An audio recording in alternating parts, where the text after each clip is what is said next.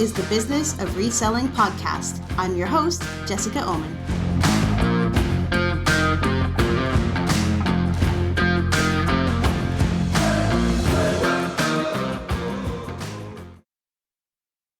Hey, everyone. Welcome to the Business of Reselling podcast. Kind of a different topic this week, just one that I've been thinking about a lot lately. So I'm going to do an episode on how to make your eBay money make money. So maybe you have thought a lot about exactly where you want your reselling profits to go. Maybe not. Maybe you're not sure, or maybe it's not on your radar at all, but it's something that's been on my mind a lot lately, which is not just what to do with the profits from a reselling business, but how to make that money continue to earn. So I'm going to discuss a few of those things today, and hopefully you'll find it interesting. So far in January, sales are sort of picking up. We had a warehouse sale last weekend and cleared out a bunch of stuff. And ever since then, both local sales and eBay sales have been largely better than they were the first couple of weeks of January. And I'm not really sure why. I mean, normally January is a pretty good month from us. I guess people spend their Christmas money or something like that and kind of get the things they've had their eye on for a while. We usually extend our Boxing Week sales into early January. I did that and it was like kind of flat. So that was a bit frustrating, but the last few days have been better. I try not to focus too much on the short term, whether it's good or bad. So it's just kind of like feels nice at the moment, but I'm still a little bit concerned about what might happen economically this year. So I don't want to get too excited and say, oh, great, well, my year's off to a rolling start. But the last few days have been pretty good.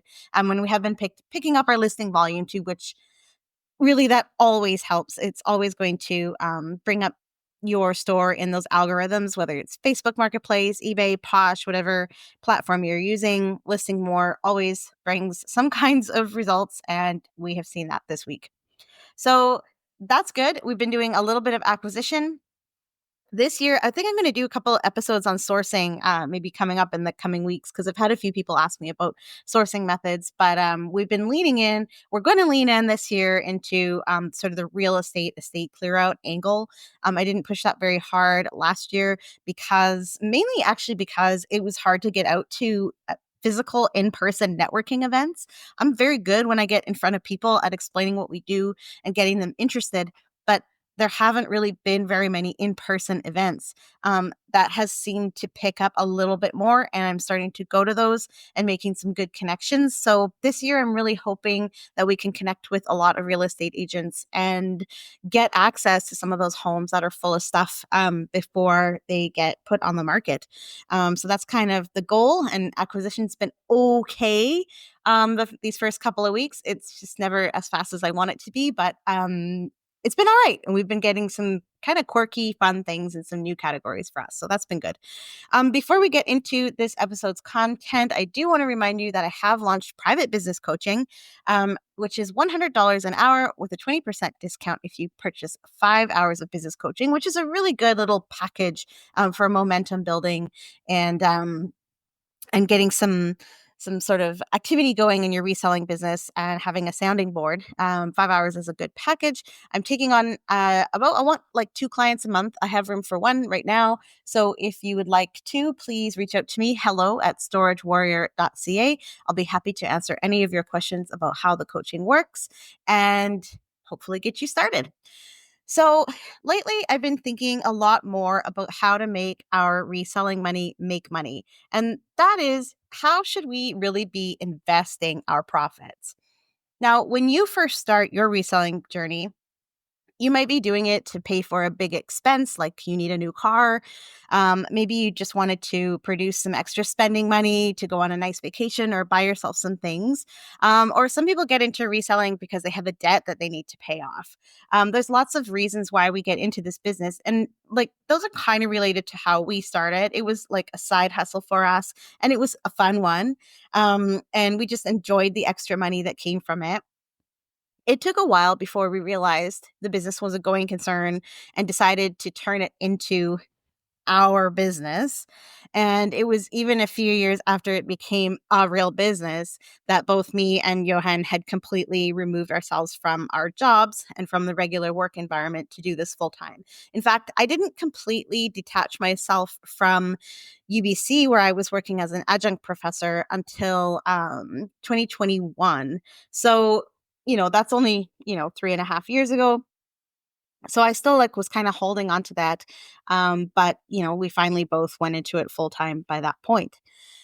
So we realized that it was profitable. It was worth it. It was something that, we were going to be able to fund our lifestyle by doing.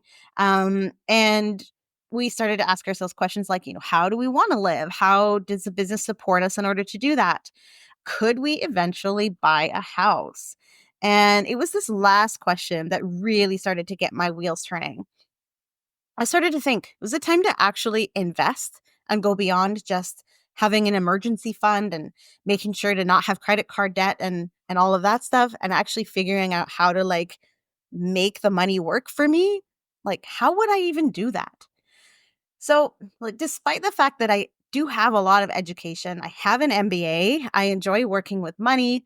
I also grew up in relative poverty, and I never really thought of myself as a person who could invest.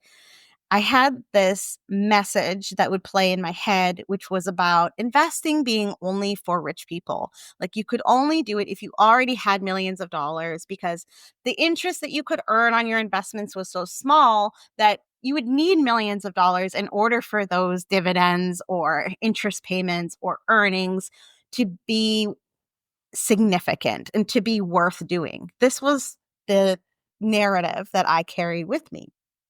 And my knowledge and logic told me that I was wrong about this. Like, I read The Millionaire Next Door, and I read The Wealthy Barber, and I read all those books when I was really young, and I've always understood the concepts, but never really took it to the level that I wanted to start taking it in the last sort of couple of years. My inner self just couldn't cross the path into the world of investing beyond the concept of building up an emergency fund, which most people in the personal finance world would say that's the first thing you do when you don't have debt to worry about. You start working and building up that emergency fund. Beyond that, I was I did not know what to do. So today I wanted to talk about what you can do with your reselling money. Where might you invest your profits beyond the extra cash and debt repayments if you have to make them? Can you make your reselling money make money? That's what I want to talk about today. Now, I know I have some listeners from outside of Canada on the podcast. The financial products that I will talk about today are primarily for Canadians. So that's just a fair warning. But hopefully, the general concepts that I'm talking about and sort of the mental narrative that you have to build in your head about investing will still apply to you, even if you're outside of Canada. So, the first thing I have to do is a shout out for a book called Profit First by Mike Michalowicz. I read this book a long time ago. I was actually one of the editors for the book before it came out. And it has a message that stuck with me ever since.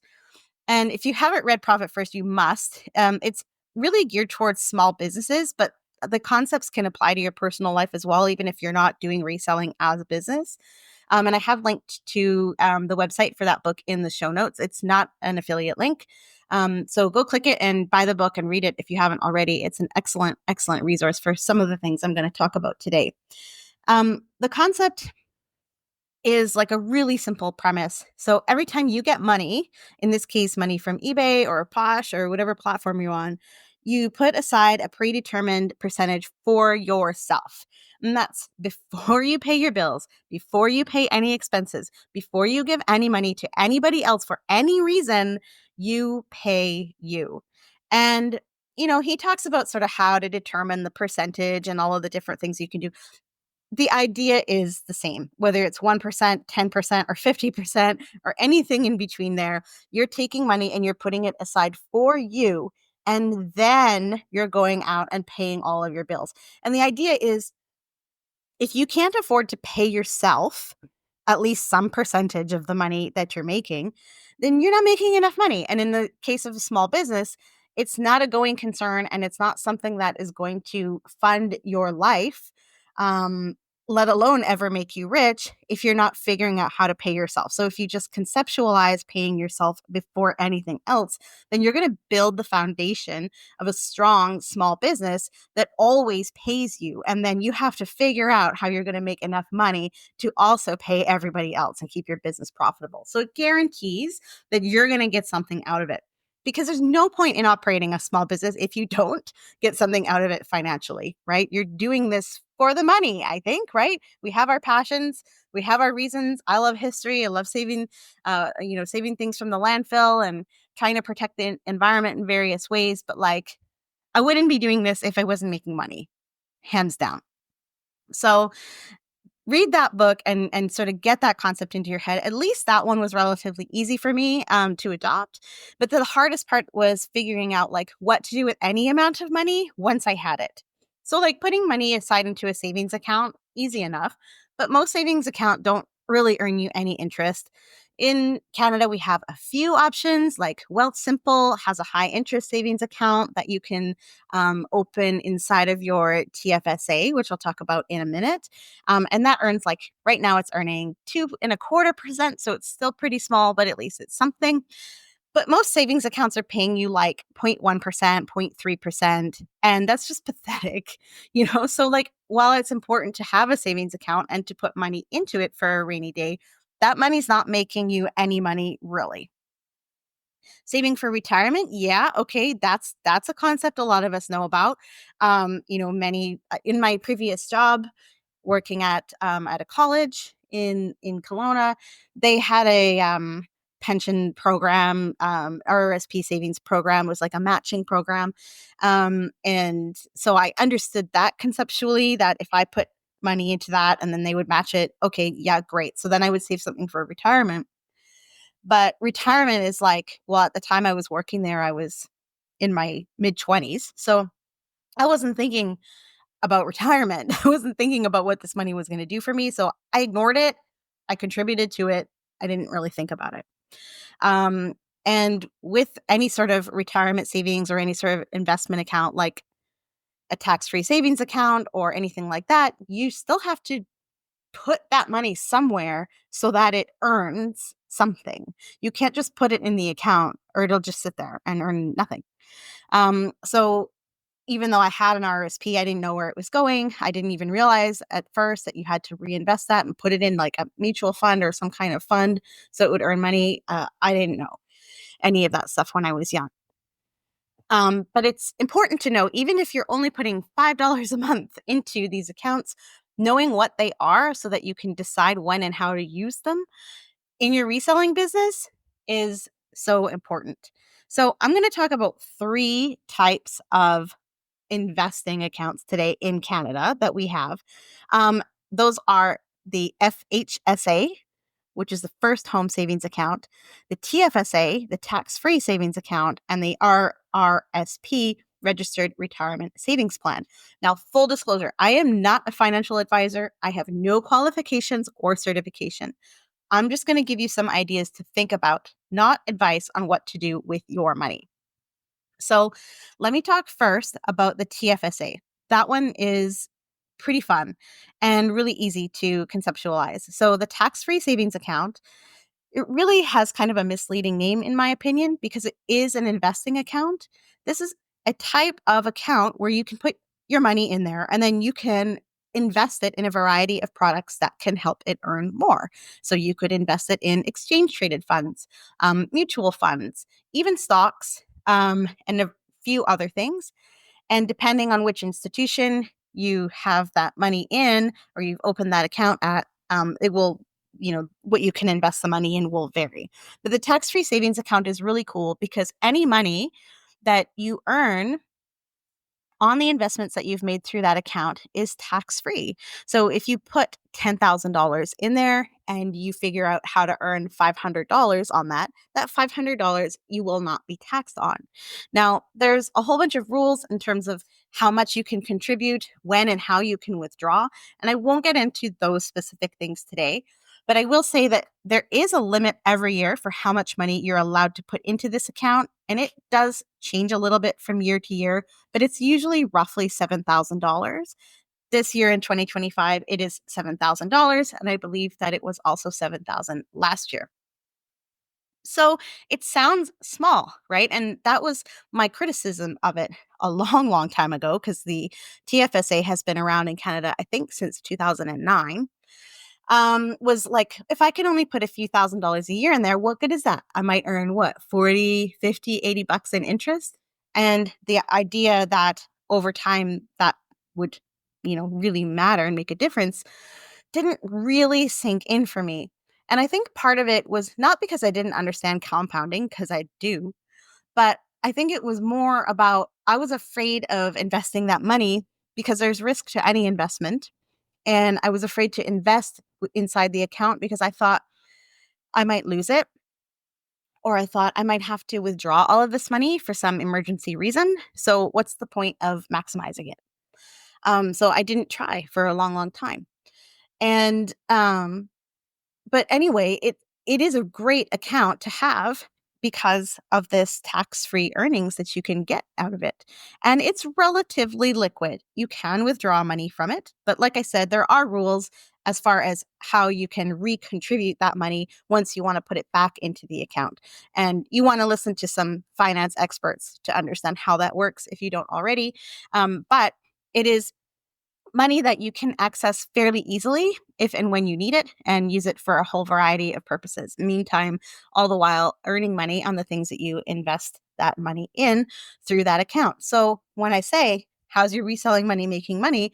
If you're putting some of your reselling profits into an account like a TFSA, you can invest those in other products that are going to earn money for you in the form of dividends or returns or even increases in stock value. Although you cannot use it for day trading. That's a rule. So the TFSA, if you don't have one, you should definitely get one, even if you can only put a little bit of money into it. The nice thing too is it's been around since 2009, and if you have not topped it up over all of these years, you can add money to it retroactively. So if you all of a sudden came across a whole bunch of money this year, you had never had a TFSA before, you could put $102,000 into that account and have it start earning money for you today. Much more than the $7,000 that somebody can put in if they have already maxed it out. I hope that makes sense and I've explained it. Anyway, the TFSA is a great account, very, very easy way to save. And you can put that money into really safe investments that are almost, but not quite guaranteed to give you some kind of return. So there's that one, which is awesome. Then there's the first home savings account. You know what? Maybe I should talk about the RRSP first. Probably a lot of us already get what the RRSP is about. Yeah, let me do that.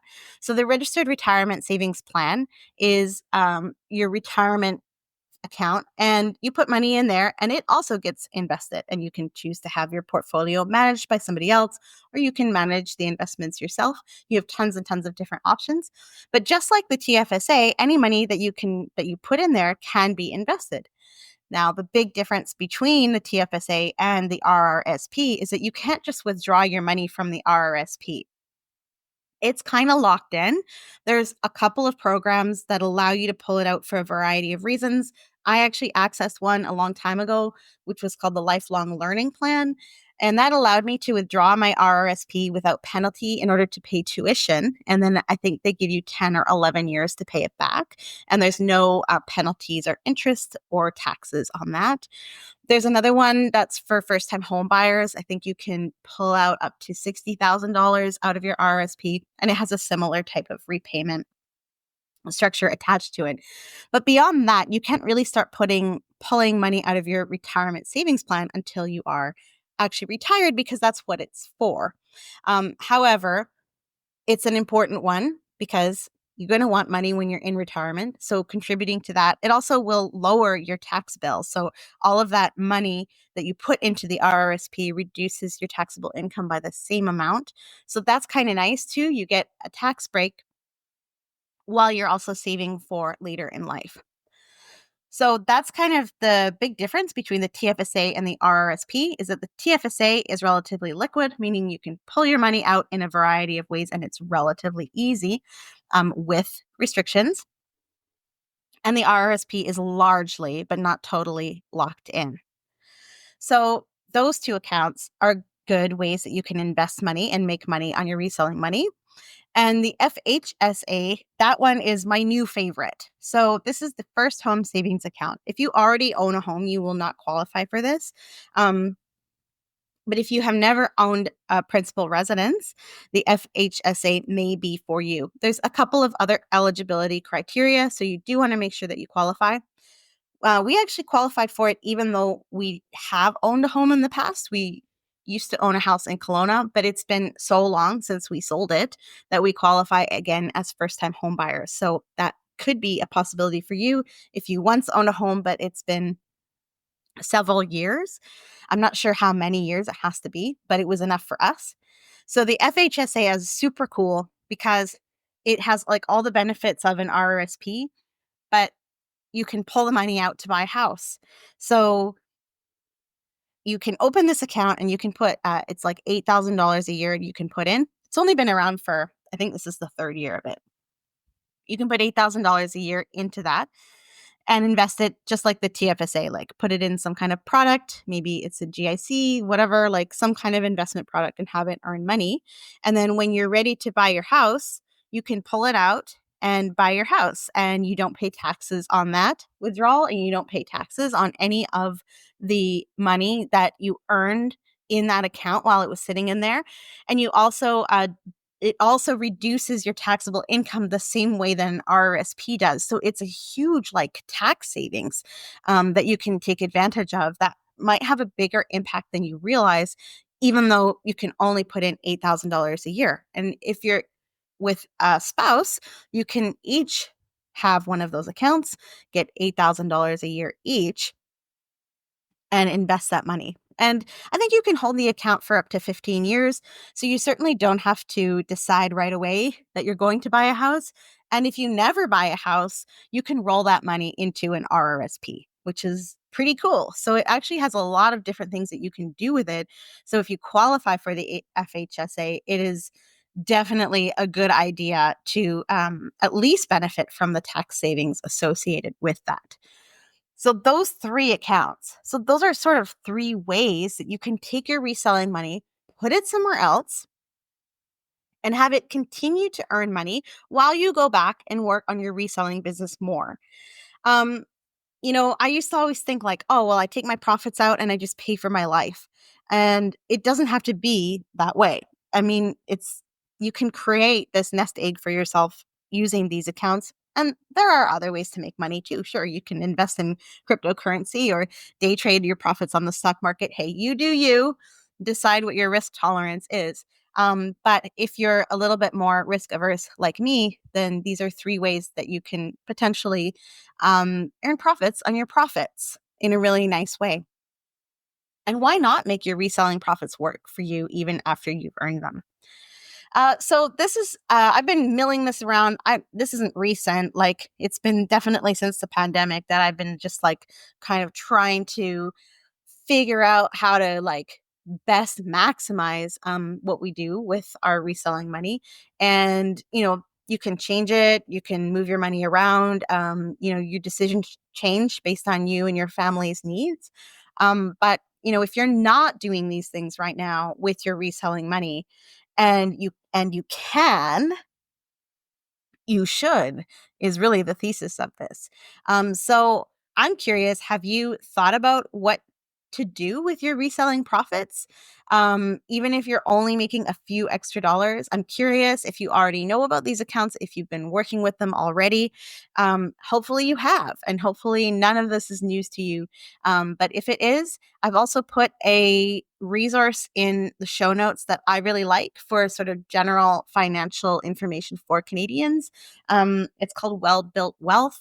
I like the host of this program. He's very knowledgeable and talks about these three accounts that I've mentioned today, as well as many other ways that Canadians can save, invest, and earn more. So you might want to check that out as well. So don't forget to subscribe to the podcast anywhere you get your podcasts, and follow me on YouTube, youtube.com/ at Storage Warrior Podcast. I would love it if you did.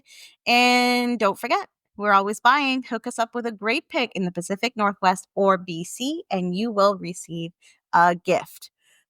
Could be some pretty interesting stuff happening in the world. And maybe I'll do an episode on how I think that relates to reselling next. Maybe it'll be super juicy. I don't know. We'll see. But we'll see you next time. Have a great day.